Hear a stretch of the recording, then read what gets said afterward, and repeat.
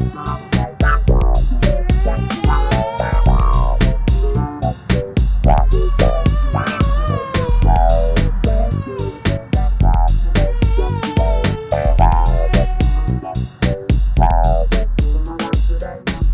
y'all, here I am in the heart of deep East Texas. Check it out. I've been looking at this loquat tree of mine, and I've been thinking, I'm not getting as many flower buds and potential fruit sets that I used to get a few years ago. And I looked at a friend of mine's YouTube channel, Patricia N. Cubes. She's got a loquat tree, and it's just covered with a bloom set, and there's going to be all kinds of fruit on her tree. I saw last year hers was covered. In the last couple of years, my tree, it's been nice and green, it's been big, but it really hasn't been putting on much fruit, and I've been wanting to change that.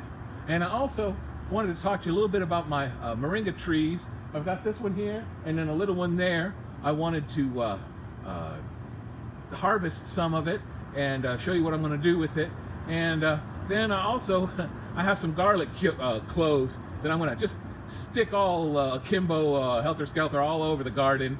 I watch a lot of YouTube allotment gardeners over there in England, and boy, they're proper and they're neat, and they really get their beds ready, and they line these up with military precision, and they get great results.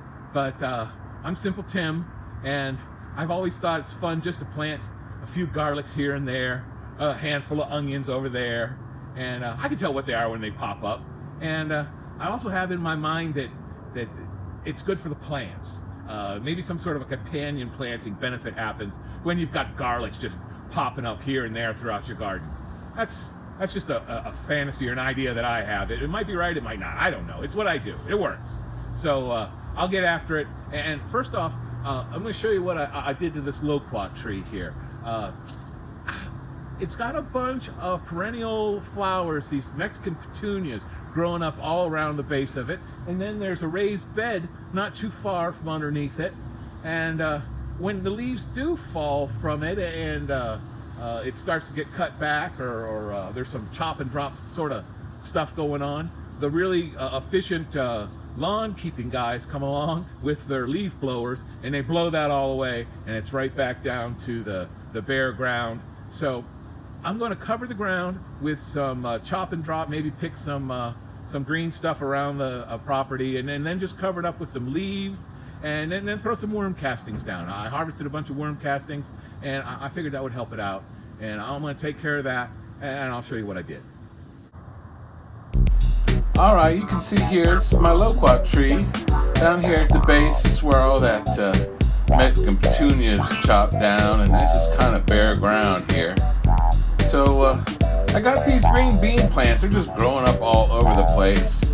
I just kind of spread the beans out as a ground cover, and they've really taken off. So thinned out a few, and 15, 20 plants. Not enough to start composting, but be a good feed. And then I got all these leaves I've been raking, and they got rained on the other day, so they're kind of breaking down real nice. And they're covering up pretty good here. And I'll stomp this down. Clear it away from the trunk. Don't want it right up on the trunk, I guess. Yeah. One more ought to do it. Yeah. Yeah, this is looking good. Now, I'll water this down, make sure it doesn't blow away, and I'll tell the lawn guys not to clear it out. Now, I got these worm castings, and I'm going to show you what I'm going to do with that moringa. It has something to do with worm castings, and but we'll make that next video. Alright, this is beautiful. Now, that's a lot of worm castings, but, you know, it's worth it. This tree's going to be here for a while. Give it the good stuff. You know, why skimp on the pate? That's good. Good stuff. Alright. Alright, so now, every time I water, it's going to be like it's getting its own little compost worm tea. And as that breaks down and soaks in, I'll be set. So this is what my tree looks like. It's got some nice looking foliage on there, but here's pretty much all of the flowers so far. But there might be more. Who knows? All right, let's plant some garlic. Yeah, this is looking pretty good. It's kind of spicy. Hey, Shamu. What you doing, buddy? You want to act real cute and help me plant some garlic? Yeah? No. All right. Never mind. Yeah. I'm just going to stick a few garlic cloves here and there. And by the time they come up in the spring, I'll have little pepper plants or tomato plants in here by then.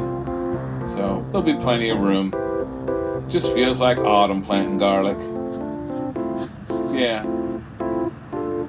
Man, this basil, it smells great. All right, well, I planted some garlic. I planted some bulbs over there I didn't show you. And sometime in the spring they'll start popping up and I'll remember that I planted them there and I'll go, oh, garlic. Ah! I love garlic. It's not too late. Get out there and plant some garlic and you'll be ready in June, July to ward off all the vampires. So, hey, thanks a lot for stopping by and checking out my video. I really appreciate the time we spend together. I kind of feel like we're getting to know each other. So, hey, until next time, I'll see you in the garden.